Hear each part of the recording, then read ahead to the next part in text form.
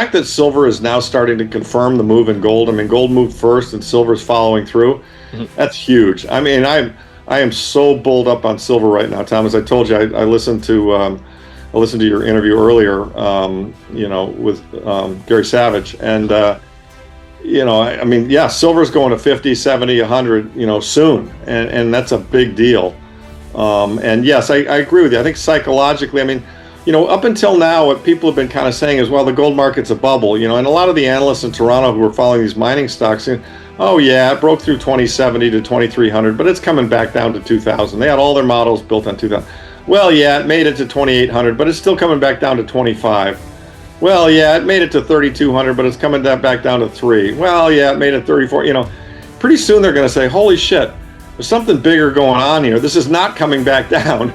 We're not going from 3,400 to 3,000. We're going from 3,400 to 4 to 5 to 6 to 7, Now, which is not to say there won't be corrections along the way. I mean, could we go from 3,400 to 3,000? Absolutely. Probably the Fed is. Yeah, I was shocked that they issued that paper. I don't, those guys might have gotten fired. I don't know. The whole issue of gold revaluation is a fascinating one. I mean, Miran wrote a paper about this. Trump has said things like, he who has the gold makes the rules. Besant has said things like, we need a new Bretton Woods agreement, which is the last one, and I want to be at the table when it occurs. Besant has said things like, we have assets that we could sell and revalue, which, I view as being the gold, even though he denies it. I'm sure it is. It appears to me that gold revaluation is kind of on the table and part of the discussion. I think the administration understands that we need a neutral reserve currency and that the system we've got has hollowed out our manufacturing base. And where that's become particularly acute is in these wars and how quickly we're burning through munitions and we can't replace them. And now, of course, we've all read the stories about how we need all these rare earths that only China produces. And so we're going to put tariffs on China, and China's like, yeah, that's fine. We're not going to sell you any rare earths.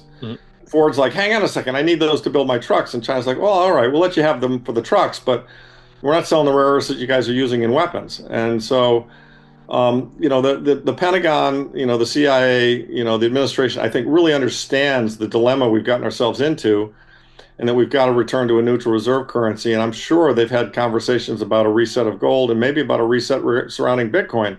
Behind closed doors, discussions about a neutral reserve currency are heating up. The U.S. once thrived as the world's manufacturing hub, but globalization and monetary policy shifted that foundation. Today, supply chain crises and geopolitical conflicts highlight America's struggle to replenish military resources. China's grip on rare earth exports further complicates matters. Could a gold-backed system, or even a hybrid involving digital currencies like Bitcoin, restore balance? Some insiders argue that a gold reset is inevitable, but whether leaders have the political courage to act remains uncertain. The decision would be monumental, reshaping money, trade, and power worldwide.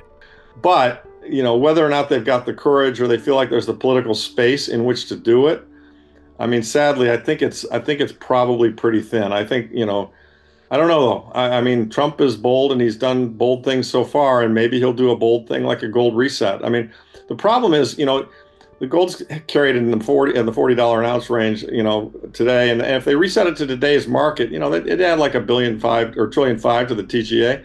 That's just not that much. I mean, to really make it work, they'd have to go to 10 or 20,000 an ounce or higher.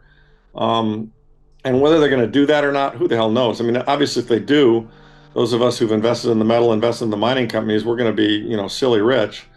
Of course, they'd probably put in a huge tax rate on that kind of stuff. But anyway, it's a different matter. But the gold reset thesis is interesting because if you read the tea leaves around the discussions that have been had, there's no doubt that they're considering and thinking about going in that direction. Whether or not they will pull the trigger, I don't know. I think we will ultimately get to some kind of a reset like that, but I think that's more likely to come after a period of very, very high inflation where everyone is screaming about the inflation, and then they can justify it. Then they can say, yeah, you're right, this inflation really is a problem, and here's how we're going to solve it. We're going to do a reset, right? And that, to me, that's the most likely time frame. So that's part of why Trump wants to get rates down, run inflation hot, run the economy hot. Everyone's got a job, but inflation's cooking. And then right before he leaves office, because he's probably afraid he won't be reelected, they reset it. right, to try and get things back under control. I don't know. That's just one thesis. A true gold revaluation would require setting a firm exchange rate, possibly $10,000 or even $20,000 per ounce. At that level, the government could stabilize the system by offering to buy and sell gold at fixed prices, effectively anchoring the dollar once again. Such a move could wipe out debts overnight, but it would also spark immediate inflation. Critics warn it would be massively disruptive in the short term, while advocates argue it would restore long-term stability. Like the mythical trillion-dollar coin, it sounds radical, yet with debt near record highs, drastic solutions are back on the table. Really like the magic trillion-dollar coin. I mean, it's mechanical. They just print the money and put it in the account. Right. Right. So, but if they want to make it hold at that level, as Groman has pointed out, and as I agree with him on, they would have to say, okay, we stand ready to buy and sell an ounce of gold at $20,000. Mm-hmm. You bring in $20,000, we'll give you an ounce of gold. And in turn, you bring in an ounce of gold, we'll give you $20,000. I mean, they would have to make a market in gold, literally. And then what they would see is, did they get inflows or did they get outflows? And what that would tell them is, is 20,000 the right number? Mm-hmm. Right? If it's $20,000 and everybody's giving them gold and getting the dollars, well, then they set it too high. But if it's the other way around, if everybody is saying, give me the gold, here's your $20,000, give me the gold, well, then they set it too low, right? The timing of a reset could be tied to rising inflation. Leaders may allow the economy to run hot, fueling job growth while inflation climbs. When public frustration peaks, a gold reset could be presented as the ultimate solution. Analysts suggest that such a strategy might be politically convenient, boosting growth now, then using gold to restore credibility later. History shows that crises often justify monetary resets, and today's environment, high debt, global tensions, and eroding trust in fiat money, creates the perfect storm. Whether under bold leadership or out of desperation, a monetary reset may come sooner than expected. Some people will. I mean, if it turns out that, some people will. Some people will say, hey, Jesus, I got, that's a lot of money. I'll do it. I mean, but it's more of a comment on what is the dollar really worth at that point. Well, that's right. That's right. The value of the dollar. And it does, but again, and by the way, it'll be massively inflationary when they do that. But it's a one-time thing, and you've returned to sound money. I mean, chapter 22 of my book talks about this. I mean, we need to do a reset, right, Tom? We've got way too much debt. We've relied on this broken Keynesian model. The way that the interest rates should be a function of supply and demand, of saved capital.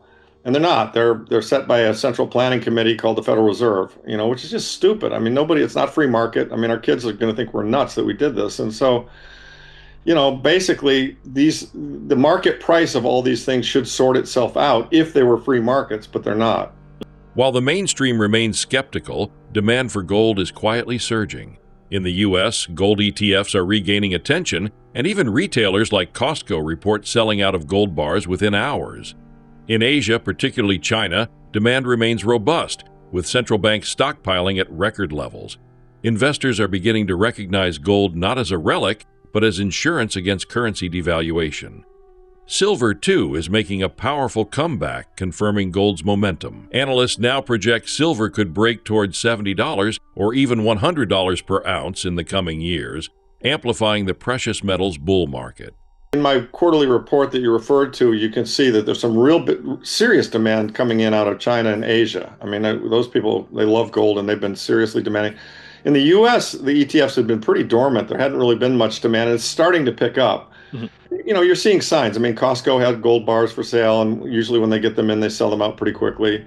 I mean, I think, I've had a lot more inquiries about friends. How do I buy gold and so forth? So, I would say that we're starting to see a broader interest in gold, investment managers, et cetera.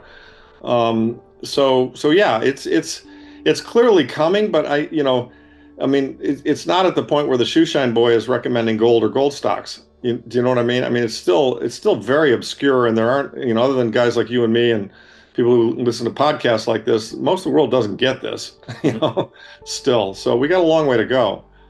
Gold's steady climb is starting to force even skeptics to reconsider.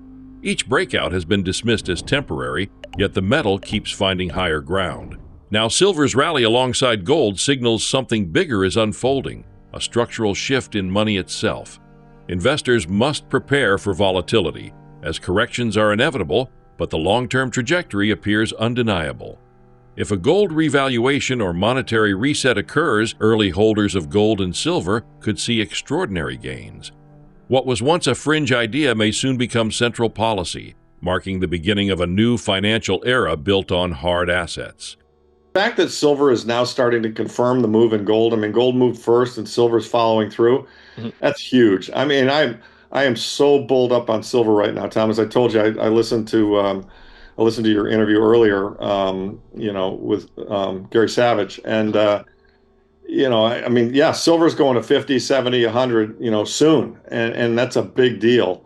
And yes, I agree with you. I think psychologically, I mean, up until now, what people have been kind of saying is, well, the gold market's a bubble, and a lot of the analysts in Toronto who are following these mining stocks saying, oh yeah, it broke through 2070 to 2300, but it's coming back down to 2000. They had all their models built on 2000. Well, yeah, it made it to 2800, but it's still coming back down to 25. Well, yeah, it made it to 3200, but it's coming back down to 3. Well, yeah, it made it 34. Pretty soon they're going to say, holy shit, there's something bigger going on here. This is not coming back down. We're not going from 3,400 to 3,000. We're going from 3,400 to 4 to 5 to 6 to 7, Now, which is not to say there won't be corrections along the way. I mean, could we go from 3,400 to 3,000? Absolutely. We could go back to 2,800, but I don't think we'll go below that. But in a seesaw fashion, I mean, gold, all bull markets try and shake off as many riders as possible. So most people should be aware about the time they feel like they got to own it. Well, then there's going to be a correction. But, if you take a long view on this, I think we're going much higher in both of these.